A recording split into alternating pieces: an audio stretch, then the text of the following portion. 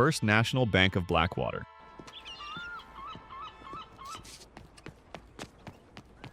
If you spend enough time wandering around Blackwater in Red Dead Redemption 2, you'll probably notice something odd. The town feels way more organized than the rest of the map. The streets are cleaner, the buildings look newer, and nobody seems to be throwing punches outside a saloon every 5 minutes like in Valentine. Blackwater is basically Rockstar showing us what happens when the Wild West starts putting on a suit and pretending to be civilized. And sitting in the northern part of town is the future home of one of the most important buildings in the game, the First National Bank of Blackwater. During the main story of RDR2 in 1899, the bank isn't even there yet. It's just an empty spot where the town clearly planned to put something big. And if you know the story, it's not hard to guess why construction probably got delayed. Earlier that same year, Dutch's gang pulled the infamous Blackwater job, which turned into what the game politely calls the Blackwater Massacre. A lot of money went missing, a lot of people got killed, and the entire town basically went, yeah, maybe we should pause major investments for a minute. Because nothing scares investors more than a group of outlaws treating your town like a financial pinata. Fast forward to the epilogue.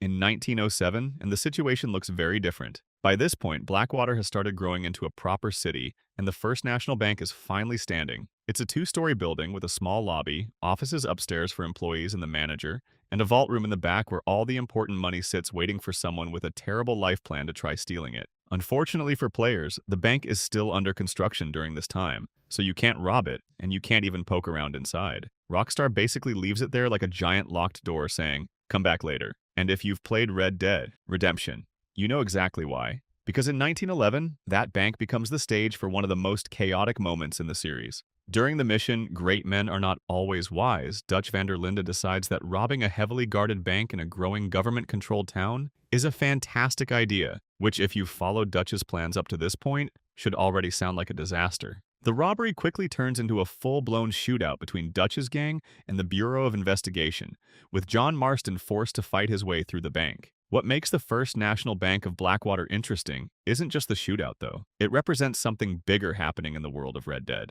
Banks like this were becoming symbols of the new America, structured, controlled, and protected by the government. The old frontier was disappearing, and the age of corporations and federal agencies was taking over. And right in the middle of that, shift. You've got Dutch van der Linde trying to rob a modern bank like it's still 1875, which honestly explains a lot about how the gang kept getting themselves into trouble. Lemoyne National Bank. Bill, let's hitch up here.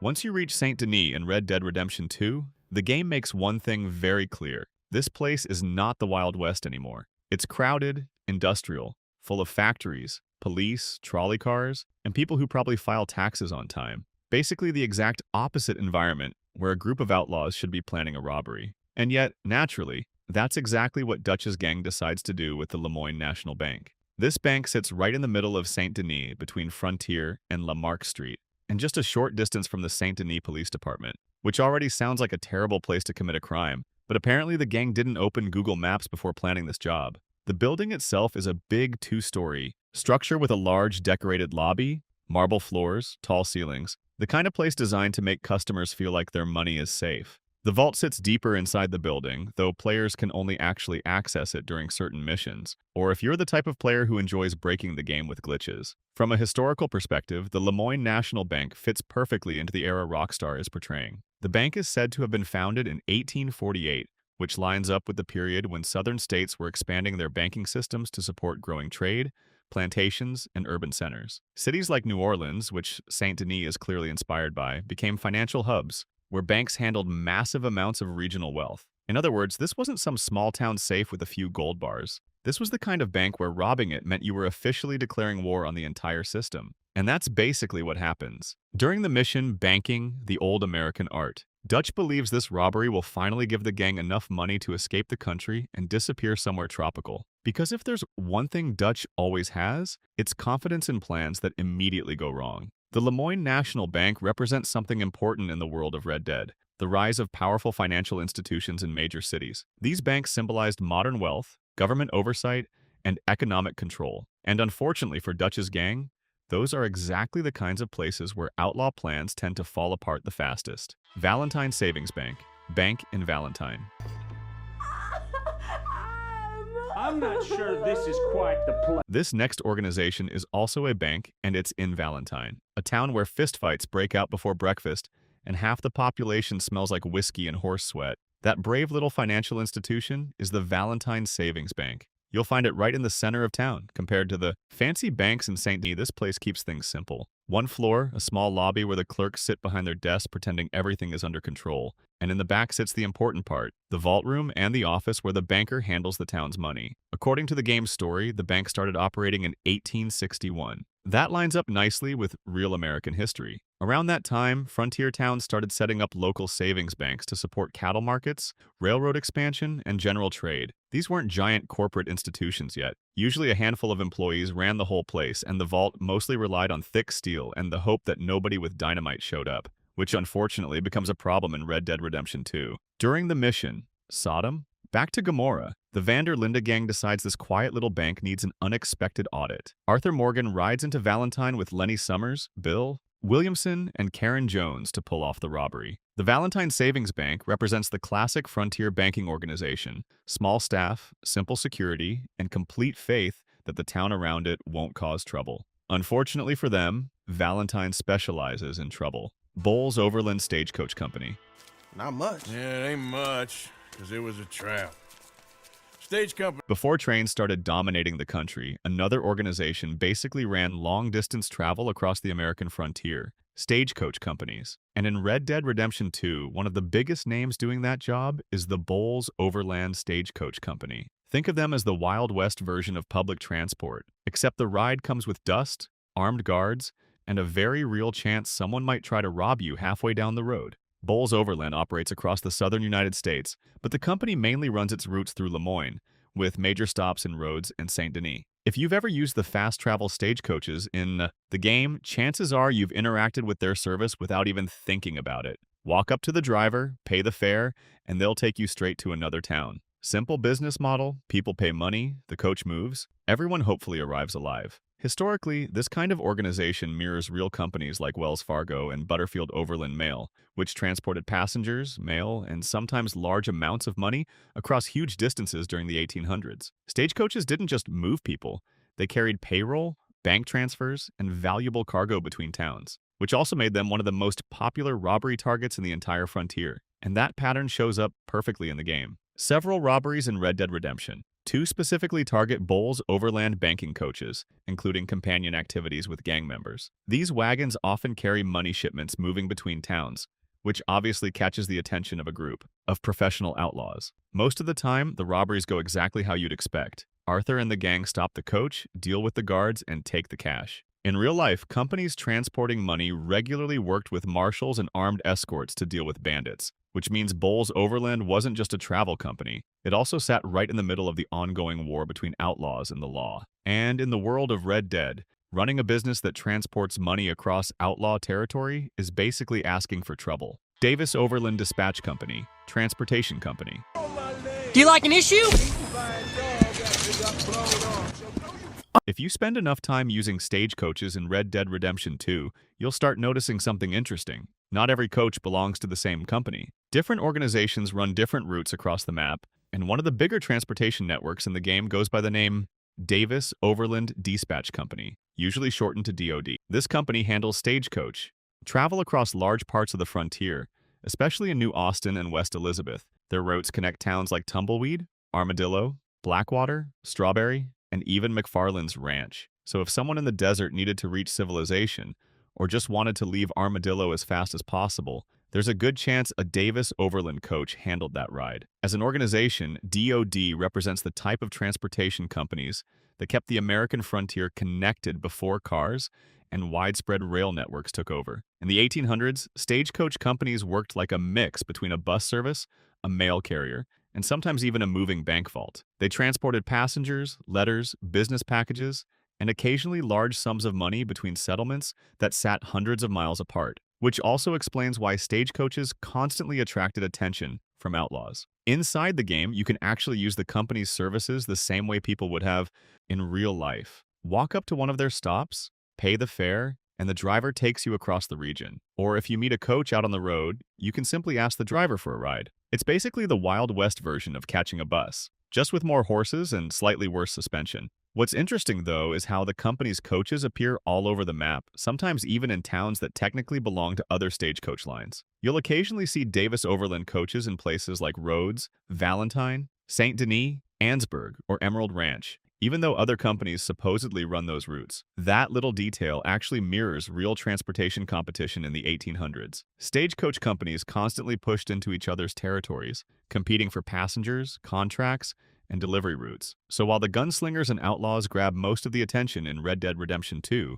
organizations like the Davis Overland Despatch Company quietly keep the frontier running in the background, because before trains and automobiles took over, the entire West moved at the speed of a stagecoach. S.M. Neely ship, Chandler and Grocer.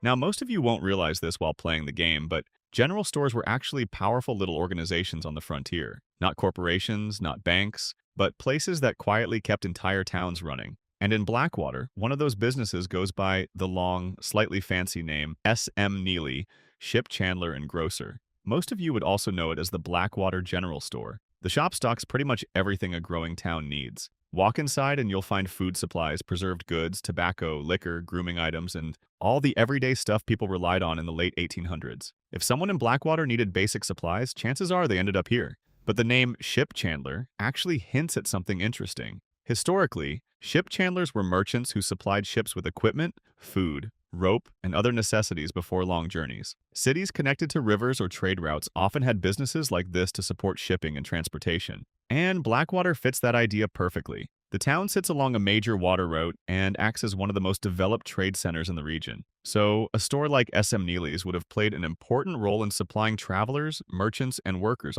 passing through the area. Inside the game, the store also doubles as something slightly unexpected, because Blackwater doesn't actually have a gunsmith. So, the general store ends up filling that role too. Alongside groceries and tobacco, the shop sells a small selection of firearms and ammunition, including the Schofield revolver, Litchfield repeater, and pump-action shotgun. It's basically the only place in town where someone can buy both canned peaches and a weapon capable of starting about small war, which feels very on-brand for the Wild West. Arthur Morgan also mentions in his journal that he bought a new notebook while staying in Blackwater, after losing his previous one in a fire months earlier. The game never states it directly, but this store strongly suggests where that purchase happened. So in a quiet way, this little business might be responsible for the journal that documents Arthur's entire story. St. Denis Times Tribune. 43.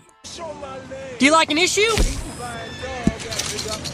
Now, most of you guys would have missed this, but even when you're robbing banks and causing chaos across the map, someone is writing about it the next morning. That job falls to the St. Denis Times Tribune, usually called the St. Denis Times. It's one of the 3 newspaper organizations operating in Red Dead Redemption 2, alongside the New Hanover Gazette and the Blackwater Ledger. And unlike the gunslingers running around the frontier, this organization fights its battles with ink and headlines. The newspaper operates out of the St. Denis Times Tribune building, one of the taller structures in the city. The company has been around since 1832, which makes sense considering St. Denis represents a large industrial city inspired by places like New Orleans. By the early 1800s, cities like that already had established newspaper publishers shaping public opinion, reporting crime, and keeping track of politics. And in the world of Red Dead, they also keep track of your mistakes. As the story progresses, new issues of the St. Denis Times appear after major missions. Vendors walk around St. Denis and even roads selling copies, shouting headlines the way real newspaper boys did in the late 19th century.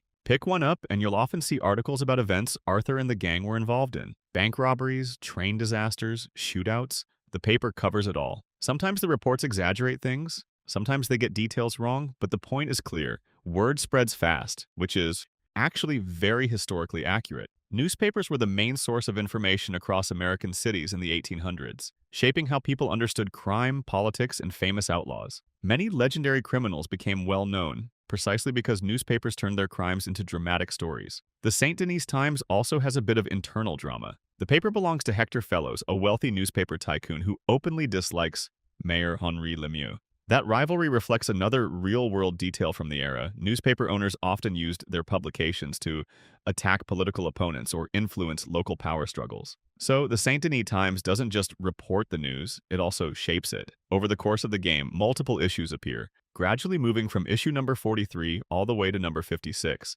each unlocking after major story events. It's Rockstar's way of showing how the world reacts to everything happening around it, and honestly, it's kind of hilarious. Arthur and the gang spend months trying to stay hidden, while a newspaper company quietly prints their adventures for half the state to read over breakfast. The Blackwater Ledger. Last but not least, this is something the Vanderlinde gang probably never enjoyed reading over breakfast. The Blackwater Ledger. Because if anything big happens around the frontier, there's a good chance this newspaper organization will print it, usually with your name somewhere in the article. The Blackwater Ledger operates as one of the main newspaper publishers in the Red Dead universe. In Red Dead Redemption, it's the primary newspaper source, and in Red Dead Redemption 2, it stands alongside the St. Denis Times and the New Hanover Gazette as one of the three major papers, all reporting on events across the region. And just like real newspapers in the late 1800s, this one keeps a close eye on crime. Vendors regularly sell copies in towns like Blackwater and Strawberry, shouting headlines and trying to grab the attention of anyone walking by. Pick up an issue and you'll often find articles describing robberies, disasters, or violent incidents the player may have been involved in.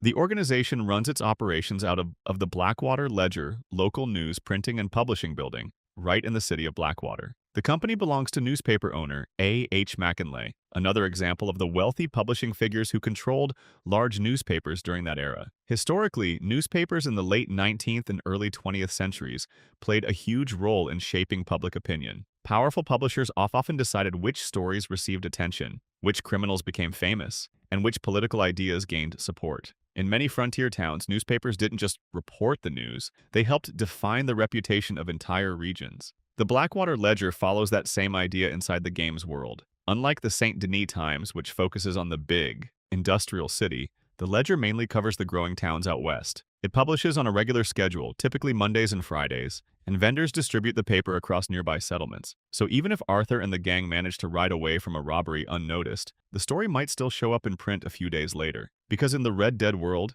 you can outrun the law sometimes, but you can't outrun the newspaper guy yelling headlines on the street corner.